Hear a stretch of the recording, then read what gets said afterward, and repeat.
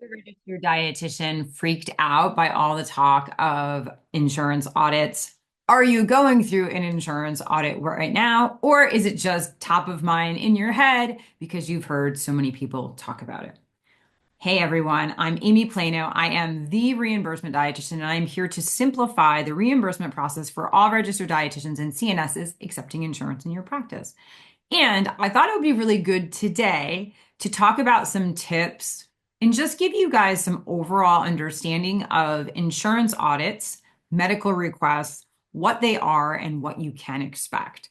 And the reason why I am recording this video right now is that we are currently going through an audit in my practice for Anthem Blue Cross Blue Shield. And so I thought it would be helpful, given I am in it with you guys, to kind of talk to you guys about some of the things I have noticed over the years of being audited by the insurance companies, hopefully in an effort to chill you guys out, because I know you guys hear the words audit and you freak out. So no matter how many times I have been audited, and I have a Google folder probably of all the time, so I probably could count them up and tell you, the majority of our audits come from Anthem Blue Cross Blue Shield. With that being said, they seem to come randomly. And I'm going to talk a little bit about that as I walk you guys through the top 10 things I think you guys should know. And no matter how many times I have been through one, my stomach always goes south because they are never fun. And I always say 0 out of 10 would not recommend. So, in spite of how many times I have been through it, and some of you guys have never been through it, I thought it would be helpful just to give you guys a little bit of context in terms of what to expect. And I wanted to walk you guys kind of through like 10 things that I think are helpful as somebody who's been through probably 100 plus audits at this point. That would be helpful for you guys to know. So let's get to it. So number one, they are inevitable and historically, in my experience, not punitive. So the insurance companies conduct them as a standard part of the organization's checks and balances, the same way you guys would probably run a HIPAA audit on your practice or kind of check to make sure things are in place. And as a whole, they tend to not be punitive. They're just generally the insurance company randomly selecting a handful of patients in your practice, and they want some medical documentation. So number two, what do you send? So they're looking for your notes and any additional information you provided to the patient. So for example, in this audit that we are going through right now, an example of additional things in addition to the actual documentation would be things like meal plans. So one of the dietitians did a really nice meal plan for one of the patients, a dining out food guide, and then just kind of standard handouts. In this particular audit, we had some handouts on fiber, handouts on high protein foods for patients on GLPs, high protein snacks, so on and so forth. We included those with the medical documentation. Thing number three that I think would be helpful, if you receive a referral for a patient, we often include that as well, even if the plan does not require us to have a referral from the patient. I feel like it just like bolsters the fact that a doctor did refer them to your practice. And so if we have one of those on file, we add those in. Number four, you generally have a short turnaround for these medical requests. And in my experience, I think the most we have ever gotten was 12 days, and they tend to, arrive by fax, and then it will generally say about 10 to 12 days, and it will have a due date.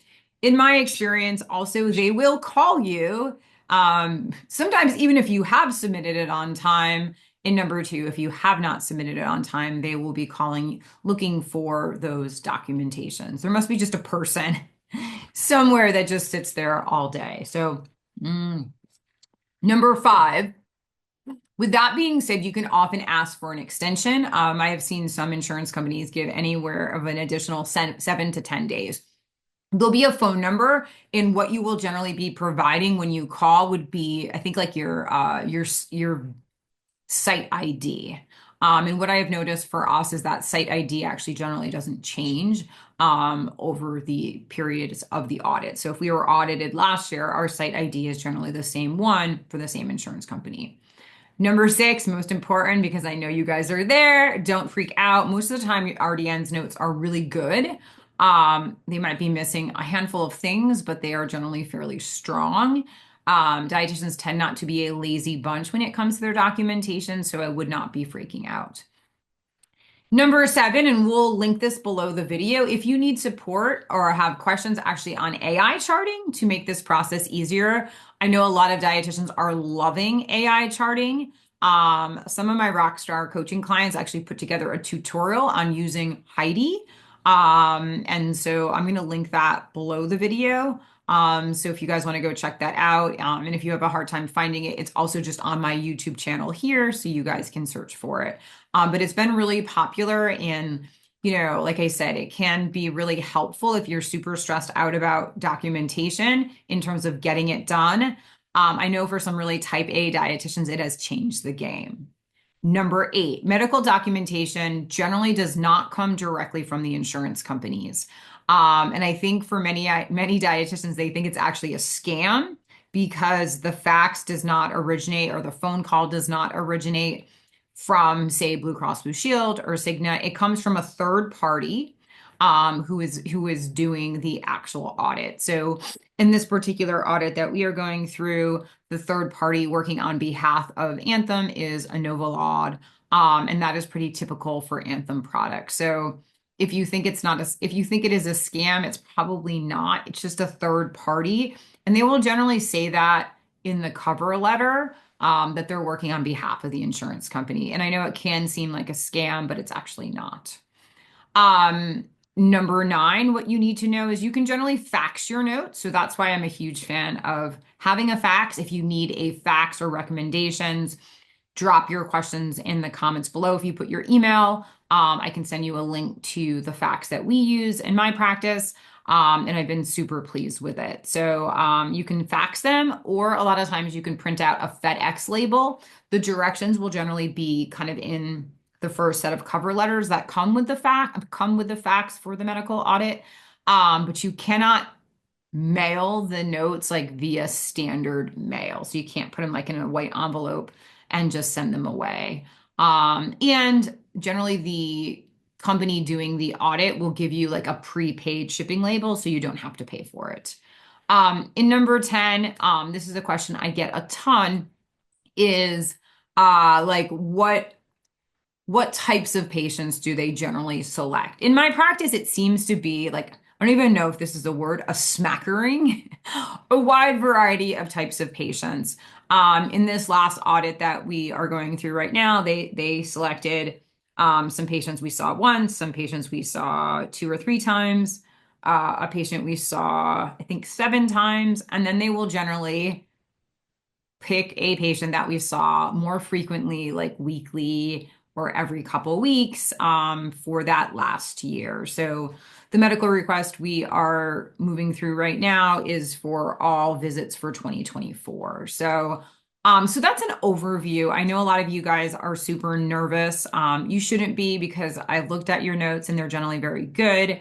Like I said, if you want to learn how to do AI charting, we'll put the video below, or you can just search my YouTube for it. Like I said, a bunch of rock star dietitians in my membership presented to my membership, and I am not a gatekeeper of amazing information, so I wanted to share that with you.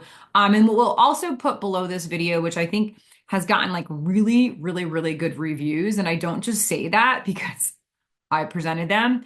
I have done recently 2 really good master classes that, one, deep dives into documentation. In dietitians who have even been dietitians for like 10 plus years who attended this master class was like, this was pretty freaking epic. And so I have a documentation one that goes through the whole process of what to expect. And then I have one on audits that's different than the documentation one, that actually kind of walks you through, I would say it's more or less like a case study.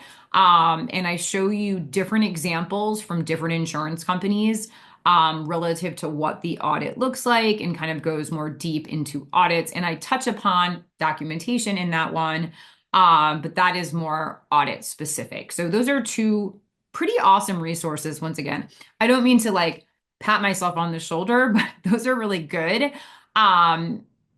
And I think they're only good because I've had so much experience with them.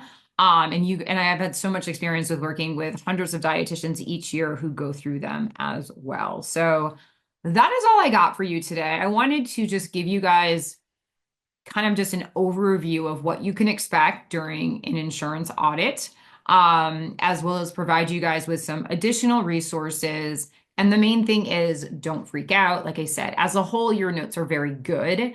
Like I said, unfortunately, the insurance companies tend to be somewhat specific in terms of the requirements, but most of you guys have nailed them. And if you have any questions, just use my resources below. People seem to really love them, and I'm not just saying that. And hopefully if you found this video helpful, subscribe to the channel because we release videos like this.